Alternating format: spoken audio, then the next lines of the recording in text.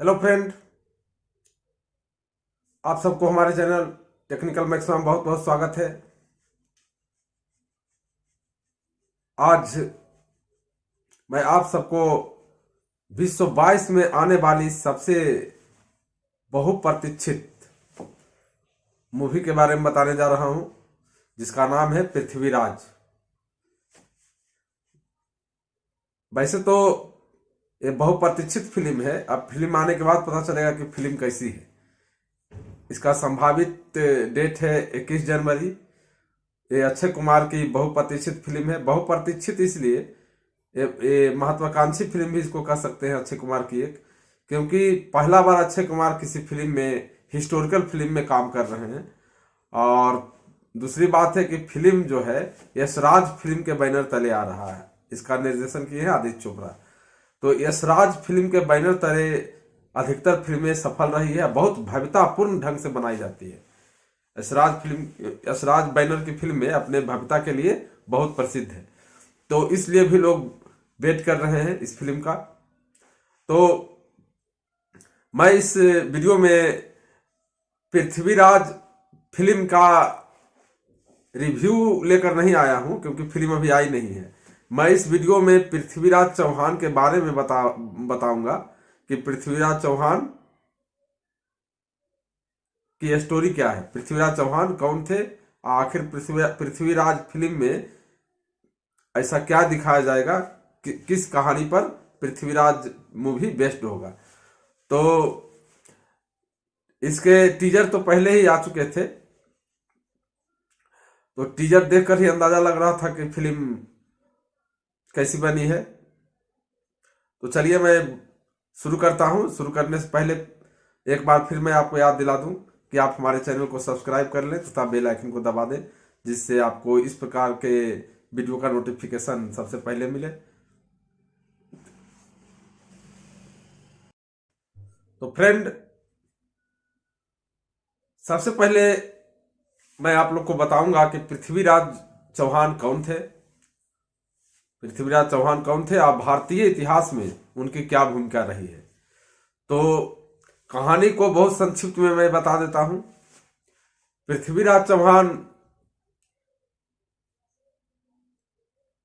भारत के सबसे अंतिम राजा थे जो दिल्ली के सिंहासन पर, जो दिल्ली के राजा थे। ऐसे तो उनका राज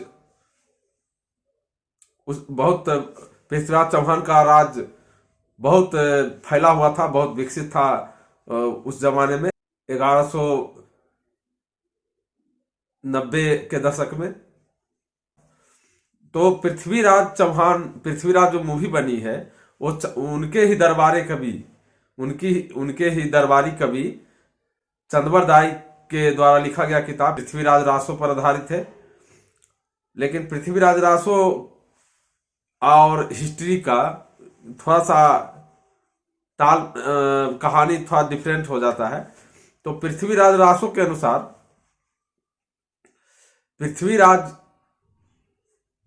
जो थे वो बहुत ही कम उम्र में दिल्ली के राज सिंहासन पर बैठे, राजा बने, सम्राट बने, और उन्होंने राज्य का विस्तार, भारत में अपने राज्य का विस्तार बहुत सुगमतापूर्वक किया और बहुत अच्छे शासक, उस समय के सबसे शक्तिशाली शासक माने जाते थे।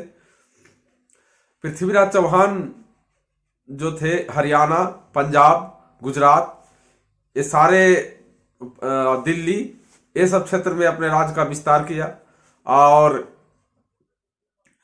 उसी दरमियान गौर का शासक, यानी गौर कहाँ था, मतलब मोहम्मद गौर जो हुए, मोहम्मद गौर जो थे, गौर जो था एक छोटा सा राज था, ये अफगानिस्तान में पड़ता है।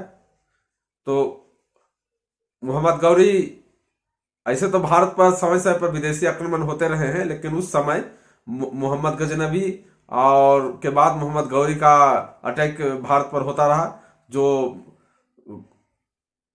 मुख्ता अफगानिस्तान में आजकल पाया जाता है, वो जगह गजनी और गौर। तो वहीं के एक छोटे से गौड़ प्रदेश के राजा थे, उन्होंने, वो बहुत महत्वाकांक्षी था, उन्होंने भारत पर 17 बार आक्रमण किया। तो मुख्य रूप से जो पृथ्वीराज के साथ उनका युद्ध हुआ उसको तराइन के युद्ध के नाम से जानते हैं, जो 1191 में हुआ पहला लड़ाई, जिसमें पृथ्वीराज चौहान विजयी हुए। और दूसरी लड़ाई 1192 में हुई, 1192 में सेकेंड वार हुआ मोहम्मद गौरी और पृथ्वीराज चौहान के बीच, जिसमें पृथ्वीराज चौहान की हार हुई। तो ये तो युद्ध की बात हो गई।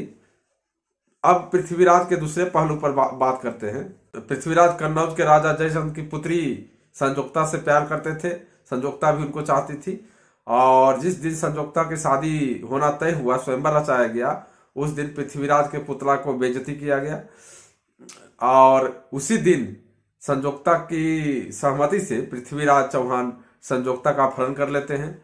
और अपहरण कर लेने के बाद वो शादी कर लेते हैं। इस बात से कन्नौज के राजा जयचंद बहुत चिढ़ा रहता है, उनसे बहुत दुखी रहता है। उसके बाद मोहम्मद गोरी का अटैक होता है भारत पर, बार बार अटैक होता है।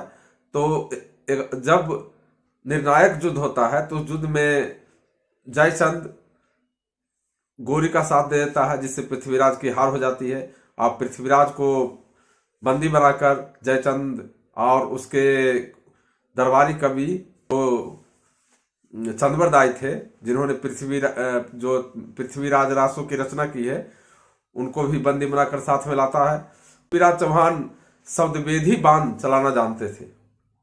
अब देखिए, शब्दवेदी बाण पहले कुछ ही लोग जानते थे चलाना, जिसमें एक रामायण की कहानी सुने होंगे, दशरथ भी शब्दवेदी बाण से श्रवण कुमार का वध किए थे। अब हमारे समझ से राम भी शब्दवेदी बाण जानते थे, क्योंकि जिस समय वो सीता के कहने पर स्वर्ण मिर्ग पर तीर चलाया था, तो वो स्वर्ण मिर्ग छुपा हुआ था। तो शब्दवेदी बाण क्या होता है कि शब्द को वेधना, तो बिना देखे शब्दवेदी बाण चलाया जाता है। शब्द को समझकर, यानी वॉइस को पीछा कर वो शब्दवेदी बाण चलाया जाता था पहले। बहुत बड़े तीरंदाज हुए। तो पृथ्वीराज चौहान भी शब्दवेदी बाण जानते थे और उसमें महारत हासिल था उनकी। तो जब लास्ट टाइम में उनको बंदी बनाकर लाया जाता है, तो मोहम्मद गौरी उनके दोनों आंखों में सलाखें घुसाकर उन्हें अंधा कर देता है, जिससे कि कुछ देख न सके। और जब उनकी अंतिम स्थिति, यानी जब उनको पनिशमेंट मृत्यु दंड दिया जाता है, तो उसके पहले उस सभा में उनसे पूछा जाता है कि तुम्हारी अंतिम इच्छा क्या है, तुम्हारी मैं अंतिम इच्छा पूरी करूंगा। तो उनकी अंतिम इच्छा होती है शब्दवेदी बाण चलाकर सबको दिखाना। और मोहम्मद गोरी भी जानता था कि अच्छा शब्दवेदी बाण चलाता है, तो भी देखना चाहता था। तो चूंकि वो अंधा थे, तो उनकी अंतिम इच्छा पूरी करने के लिए शब्दवेदी बाण चलते हुए देखने के लिए एक बहुत बड़ा सभा लगता है। बहुत सारे जनता, दरबारी, राजा के बहुत सारे सैनिक, माने जो भी सभा में रहते हैं सभी लोग एक सभा लगाया गया। एक छोटी मोटी रंगशाला बनाया गया, जहां वो अपने बाण का जौहर लोगों को दिखा सके। और सुल्तान भी ऊंचे आसन पर बैठा, सुल्तान मतलब मोहम्मद गौरी। फिर क्या होता है कि जब सभा लगती है, सभी लोग, सुल्तान भी आता है, सभी लोग बैठे हुए हैं, और अंधे पृथ्वीराज के हाथ में धनुष बांध दिया जाता है और कहा जाता है कि आप निशाना लगाओ। तो उनके जो दरबारी कवि थे, राजकवि थे चंद्रवरदाई, उन्होंने एक दोहा के माध्यम से पृथ्वीराज को संकेत देते हैं कि सुल्तान कहाँ बैठा है। वो दोहा बहुत प्रसिद्ध है। शायद फिल्म में दोहा को दोहराया जाता है या नहीं, तो फिल्म देखने के बाद पता चलेगा। वैसे मैं बता दूं कि मैं भी रंगमंच पर चंद्रवरदाई का रोल कर चुका हूं, मैं एक स्टेज कलाकार भी रहा हूं। तो वो दोहा देखिए, अगर फिल्म में दिखाया जाता तो अच्छी बात है। तो वो दोहा बहुत ही इंपॉर्टेंट है। वो दोहा मैं आपके सामने बोल रहा हूं कि चंद्रवरदाई बोलता है, 4 बांस 24 गज, अंगुल अष्ट प्रमाण, ता ऊपर सुल्तान है, चूको मत चौहान। मतलब वो इशारा दे दिया कि 4 बांस 24 गज की दूरी पर उनका सिंहासन है, अंगुल अष्ट प्रमाण, माने अष्ट अंगुल माने 8 अंगुली के बराबर पर सुल्तान का निशाना हो सकता है। ताऊ पर सुल्तान है, चूको मत चौहान। तो चौहान अब चूको ने, ये आखिरी तुम्हारे पास बदला लेने का मौका है। तो उस दोहा को समझकर पृथ्वीराज, अंधे पृथ्वीराज बाण चलाता है, बाण लगता है चंद गौरी को, मोहम्मद गौरी को, और मोहम्मद गौरी की वहां मृत्यु हो जाती है। तो इस प्रकार पृथ्वीराज चौहान की स्टोरी है संक्षिप्त में। पहला स्टेज है जब पृथ्वीराज चौहान राजा बने, बहुत कम उम्र में उन्होंने अपने राज का विकसित किया। पृथ्वीराज चंद्रबरदाई के पुस्तक पृथ्वीराज रासों में उन्हें एक राजपूत राजा बताया गया है और बहुत शक्तिशाली बताया गया है। वास्तविक में हमारे देश के पूर्वज बहुत शक्तिशाली योद्धा हुआ करते थे, चाहे पृथ्वीराज चौहान हो, चाहे राजा भीम सिंह हो गुजरात का, जिन्होंने सबसे पहले मोहम्मद गौरी को रोकने का काम किया, और पृथ्वीराज चौहान हो जिन्होंने अपने अपने ताकत के बदौलत विदेशी आक्रमणकारियों को भारत में कदम रखने से रोका। और तो इस तरह से क्या हो रहा है कि हमें गर्व होता है अपने पूर्वजों पर, अपने देश के महान राजाओं पर, शक्तिशाली राजाओं पर, कि ज्यादा संसाधन नहीं होते हुए भी उन्होंने अपना जौहर दिखाया। अगर सभी राजा एक रहते तो आज भारत में कोई बाहरी आक्रमणकारी अंदर नहीं घुसता, आज भारत अलग होता। खैर जो भी हो, तो पृथ्वीराज की कहानी ऐसा ही है संक्षिप्त में। पहला स्टेज में है कि पृथ्वीराज राजा बने, दूसरा स्टेज में उनका प्रेम प्रसंग, और तीसरा स्टेज में तराइन का युद्ध, और पहला युद्ध में विजय, दूसरा युद्ध में उनकी पराजय, चंद्रबरदाई का धोखाधड़ी। चंद्रबरदाई उनको उसी तरह से धोखा दिया जिस तरह से सिराजुद्दौला को मीर जाफर ने धोखा दिया था। सिराजुद्दौला भी जिस अंग्रेजों से लोहा लिए, और सिराजुद्दौला भी एक देशभक्त आदमी थे, उस पर भी फिल्म बनना चाहिए। तो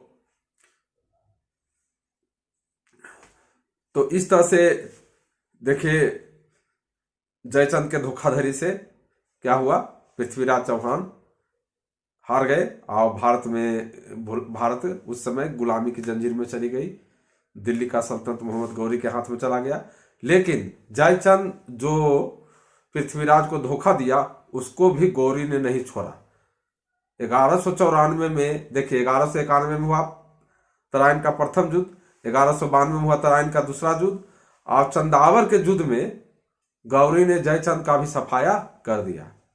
तो पता नहीं ये घटना पृथ्वीराज में दिखाया जाए या नहीं, लेकिन मैं आप लोग को बता रहा हूं। तो दोस्तों, ये था पृथ्वीराज चौहान का संक्षिप्त विवरण, संक्षिप्त कहानी, संक्षिप्त हिस्ट्री। और बता दूं कि इस फिल्म में जो स्टार कास्ट है वो बहुत ही अच्छा स्टार कास्ट है एक हिस्टोरिकल फिल्म के लिए। देखिए, हिस्टोरिकल फिल्म में जो महारथी होते थे उसका शरीर दिखता था। ये शरीर नहीं कि हम एक पैक बना लिए, शरीर में ताकत, लंबा चौड़ा शरीर होता था लोगों को। तो इसमें भी अच्छे लोगों को लिया गया है देखकर, जिसमें से हमारा पसंदीदा एक संजय दत्त है, और सोनू सूद है, वो भी हिस्टोरिकल सिनेमा में जचते हैं। साथ ही मानुषी चिल्लर संयोक्ता के रोल कर रही है, जो बहुत ही परफेक्ट है। और इसका गीत संगीत भी अच्छा रहेगा।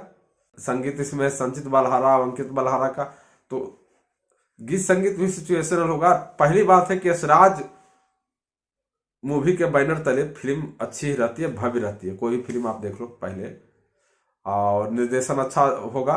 तो अभी क्या होगा, निर्देशन कैसा क्या होगा, फिल्म किस तरह से ले गया है, फिल्म में वास्तविकता को रखा है या नहीं रखा है, कहानी को ज्यादा लव स्टोरी ही दिखाया है कि कुछ लव स्टोरी से हट के जो कुछ युद्ध है, तराइन का युद्ध, ये सब दिखाया है या नहीं दिखाया है, क्या है, वो तो फिल्म देखने के बाद पता चलेगा।